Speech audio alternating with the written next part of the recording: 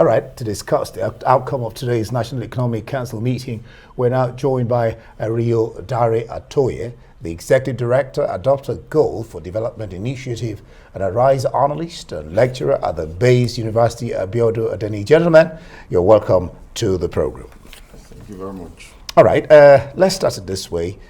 Some of the requests of the Endsars movement are, or were, number one, disbandment of SARS, broad police reforms, judicial panels, victims compensation funds. But I'm interested in two, and this is to you, Abiodun. Yeah. Has the issue of police reforms been adequately tackled? What's your sense?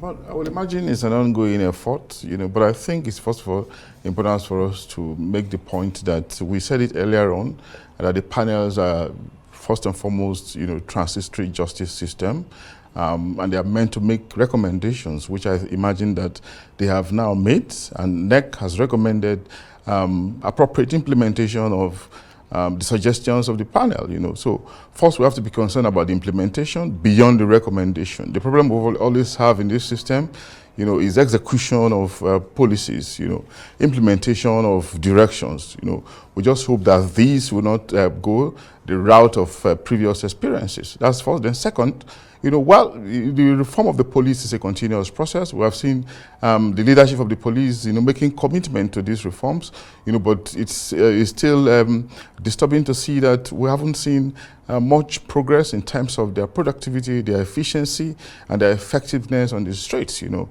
Concern is still evident in this area, and of course, beyond the recommendations of NEC, it's also very important for the implementing institution to be much more concerned, about results, so that the service that they're supposed to be rendered, can be done in a salutary way. All right, Ariyo-Dare, let me bring you in at this point. Will these compensations, it's a good thing that the federal government and the states have agreed to compensate all victims of police brutality, but will they go far enough? And with the federal government coming up with this at this time, is it just an attempt to prevent the Endsars commemoration? Because the NEC has put out an advisory there that the youth should please stay away from remembering the Endsars, especially the October 20 event. Well, thank you very much.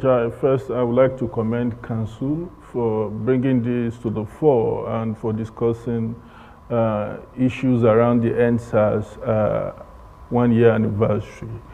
I think that what they've said is very good, but unfortunately, again, they've made matter worse with their advisory to Nigerian youth. And we must not consider our country to fears. We must not consider our country to all those things that they've said in terms of where we should not go out, to remember our fallen heroes and those who actually died as a result of police brutality, including those who were killed by hoodlums, during the course of the Endsars protests. In terms of compensation, I would say it's a good development. We've heard that some states have been paying and more are still going to pay. The only thing is just that we don't have the data.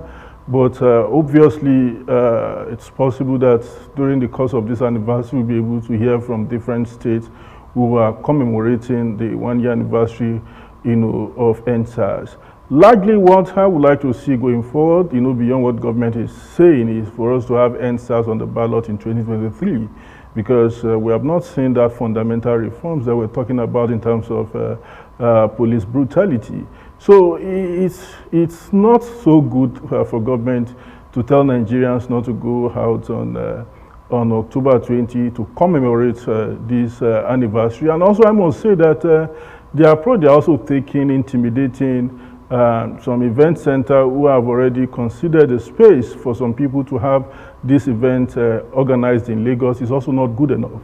We had at the Sorosoke Summit that was scheduled to hold on the 20th in Lagos, that the management of that center have withdrawn the space, from the organizers. Now, the youth who were supposed to gather, they are now calling that it is better for them to go and organize this event at the Lagos toll gate. So you can see what's actually going on.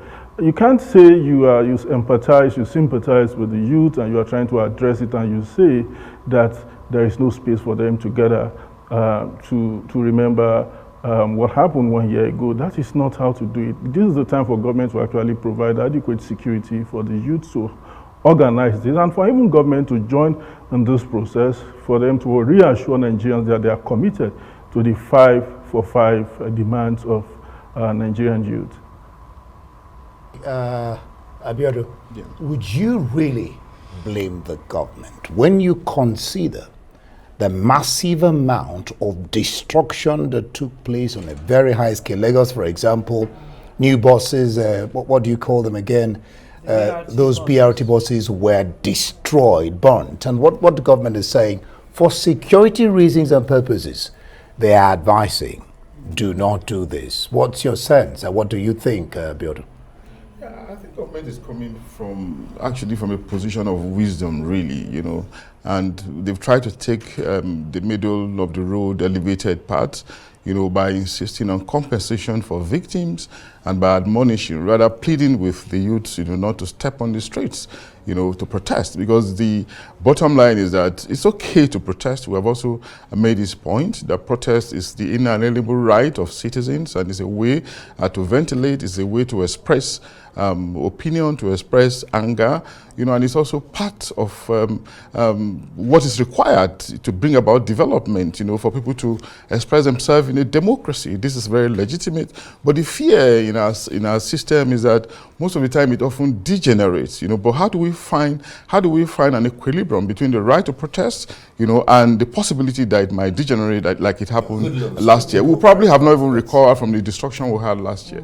But I think what government needs to do is to perhaps continue to assuage the youth, appeal to them some more, maybe through their leaders, and probably go further and implement the suggestions we made in the wake of the Endsars protest last year, that there should probably be a youth commission, created to attend to their yearnings and aspirations beyond the Federal Ministry of Youth and Sports, a dedicated youth commission, an agency that will attend to their concerns, considering the youth budge and the prime place that youths are occupying in the 21st century that we are in. Ariyo-Dare, would you subscribe to a youth commission? And the National Economic Council has assured of prosecution of persons indicted by the Endsars panels, and has directed states to actually forward, copies of reports of the panels to the Attorney Generals for prompt arraignment. What do you make of that? Are you confident that truly what you expect from the Endsars is going to happen? And what about the police reforms? Are you seeing it at all? Yeah, first I would say a youth commission is not a bad idea, as long as it's not going to be another bureaucracy that will amount to little or nothing. In addition, I will also want to remind Nigerians that the youth who protested during this, the Endsars, didn't set out to destabilize the country or to create chaos or instability. They protested legitimately. We should blame agents of government and some political agents who actually led talks, to violate the sanctity of that protest and to create confusion. And as long as agents of government and some of those political agents will not be recruiting talks, to undermine whatever is going to happen on October 20, 2021, I can tell you that everything will be peaceful. I will also want to say, I think the best option is for government to ask for the venue of where the youth are going to have this event commemorated, for them to provide security around this area, and to allow these people, young Nigerians, to ventilate their opinion about the state of the Nigerian police, state of police brutality and all of that. And regarding the police reform, yeah, it's a good development if they are able to see it to a logical conclusion. One thing again is that sometimes government will promise a lot and we do little or nothing. And the fact that even though we've seen a lot of people, a lot of a discussion centered around the issue of reform in different Endsars panels in different states. We've seen that, but until we see, it's difficult to trust government hook, line, sinker. We're able to take them into confidence based on what they do. We are not just going to just say, yes, they are going to do this until we see the results, and this result translate into gains for Nigerians, and there is maximum security. And also, let me just add this. We've not seen our police officers properly kitted. We've not seen them making use of latest technology. We've seen police stations, you don't have CCTV camera, police headquarters in some of the states do not have CCTV cameras. That is not policing in the modern day world, and I think we can do better. We have the money, we have the resources. All we need is the leadership and the will to be able to kit our police, take care of them, provide them with appropriate welfare. It's not just compensation for a victim of police brutality, but also welfare for the police officers, men and women, who are actually, serving us under the rain and under the sun, and we also have to look after them.